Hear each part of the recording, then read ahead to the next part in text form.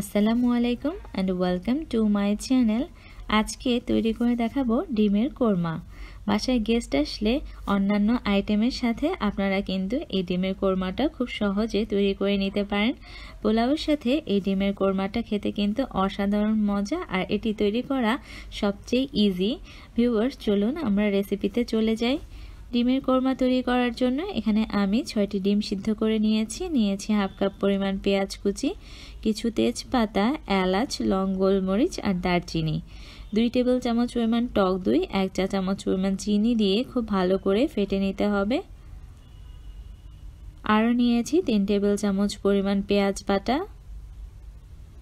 রয়েছে 2 টেবিল চামচ পরিমাণ তেল, 2 টেবিল চামচ পরিমাণ ঘি, একটি টমেটো ছোট ছোট করে কেটে নিয়েছি, 2 টেবিল চামচ পরিমাণ বাদাম বাটা, সাথে 4 থেকে 5টি কিশমিশ দিয়েছি, 1 টেবিল চামচ পরিমাণ আদা বাটা, 1 টেবিল চামচ পরিমাণ রসুন বাটা, 5 থেকে 6টি কাঁচামরিচ আর 4টি কাঁচামরিচ বাটা।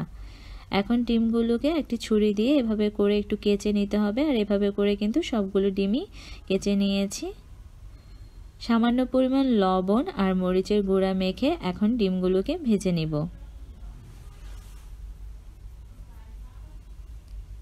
ডিমগুলো ভাজার জন্য চুলায় একটি পাতিল বসিয়ে দিয়েছি। এর মধ্যে আমি তেল আর ঘিটা দিয়ে দিচ্ছি। আপনারা চাইলে শুধু তেল দিয়েও করতে পারেন, বাট তেল আর ঘিটা মিক্স করে করলে ফ্লেভারটা খুব সুন্দর আসবে। এখন ডিমগুলোকে চুলার আঁচটা মিডিয়ামে রেখে আমি সবগুলো সাইড খুব ভালো করে ভেজে নিচ্ছি।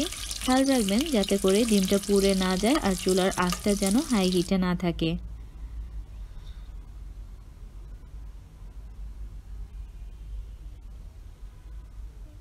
দেখুন ভিউয়ার্স, ডিমগুলো ভাজা হয়ে গিয়েছে আর কালারটা কেমন এসেছে।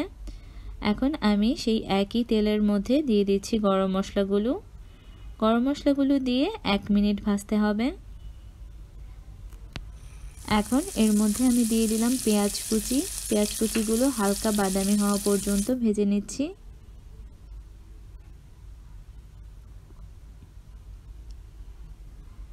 এর মধ্যে আমি দিয়ে দিচ্ছি স্বাদ অনুযায়ী লবণ,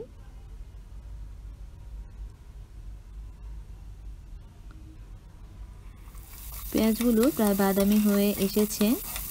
এখন এর মধ্যে আমি দিয়ে দিচ্ছি টমেটো কুচি, দিচ্ছি রসুন বাটা, আদা বাটা আর কাঁচামরিচ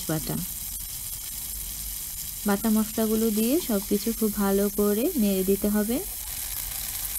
মশলাগুলো যাতে পুড়ে না যায় সেই জন্য আমি এখানে হাফ কাপ পরিমাণ পানি দিয়েছি, আর পুরো রান্নায় কিন্তু আমি এই হাফ কাপ পরিমাণ পানি ইউজ করেছি। মশলাটা যখন কষানো হয়ে যাবে তখন এর মধ্যে আমি দিয়ে দিচ্ছি বাদাম বাটা, আর যে পেঁয়াজ বাটাটা ছিল সেটা দিয়ে দিলাম। পেঁয়াজ বাটাটা আপনারা চাইলে কিন্তু প্রথমে দিয়ে দিতে পারেন। পেঁয়াজ বাটা আর বাদামটা দিয়ে আবারও খুব ভালো করে সবকিছু নেড়ে নিলাম। এখন এর মধ্যে আমি দিয়ে দিলাম টক দই আর দিয়ে দিচ্ছি 1 কাপ পরিমাণ দুধটা দিয়ে সবকিছু খুব ভালো করে আবারও মিশিয়ে নিচ্ছি।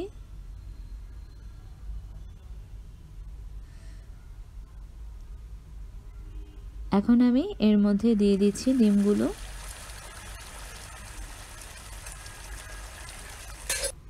ডিমগুলো দিয়ে খুব ভালো করে নেড়ে দিতে হবে। এখন এর মধ্যে আমি 5 থেকে 6টি কাঁচামরিচ মাঝখান থেকে একটু ভেঙে দিয়ে দিব।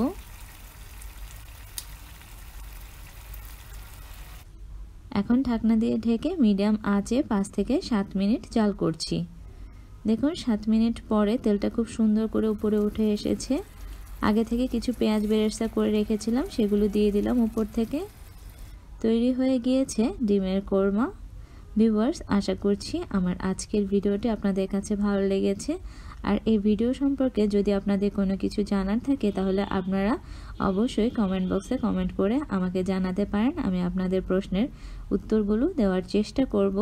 যদি ভিডিওটি ভালো লাগে তাহলে অবশ্যই ভিডিওটিতে লাইক দিবেন, আর যারা এখনও আমার চ্যানেলে সাবস্ক্রাইব করেননি তারা প্লিজ সাবস্ক্রাইব করবেন এবং পরবর্তী ভিডিওগুলোর নোটিফিকেশান পেতে বেল আইকনে ক্লিক করবেন।